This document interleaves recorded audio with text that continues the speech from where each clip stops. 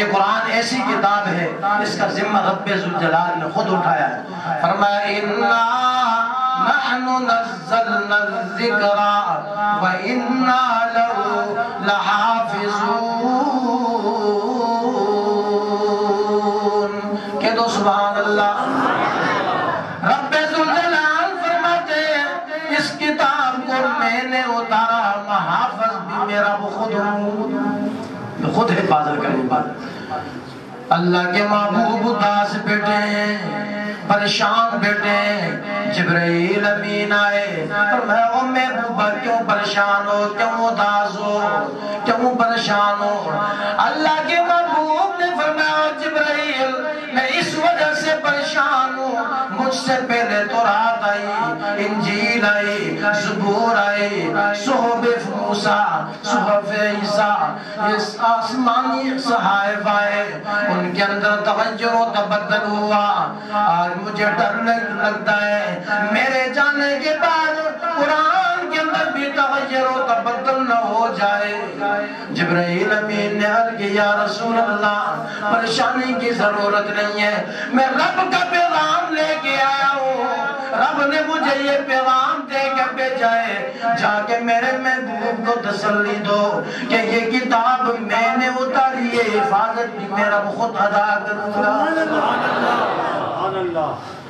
میں خود حفاظت کروں گا. ہم رب سے پوچھتے اور ربا تو کس طرح حفاظت کرے گا؟ یہ دولت تو کن کو دے گا؟ اللہ اکبر. یہ دولت تو امیروں کو دے گا یا غریبوں کو دے گا؟ میرا رب کہتا ہے امیر پڑھے ان کو یہ دولت ملے گی، غریب پڑھیں ان کو یہ دولت ملے گی. ہم پوچھتے اور ربا اگر امیر چھوڑ دیں غریب چھوڑ دیں پھر کیا ہوگا؟ میرا رب کہتا ہے اگر امیر چھوڑ دے غریب چھوڑ دے یہ دولت میں نبیوں کو عطا کر دوں گا، نبیوں کو عطا کر دوں گا. آنکھوں والے تو ٹھیک کے پڑھتے ہیں، کبھی یا ملعون پہ کھڑا ہوتا ہے کبھی تا ملعون پہ کھڑا ہوتا ہے.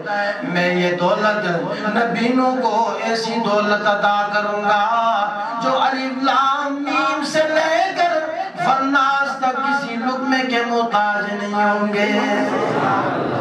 پھر میں کیوں نہ کہوں مسلمان قرآن دے نیڑے آؤ، اے قرآن دے صد کے آیا باران، کلام خدا نو جنا سین لایا، کلام خدا نو جنا سین لایا.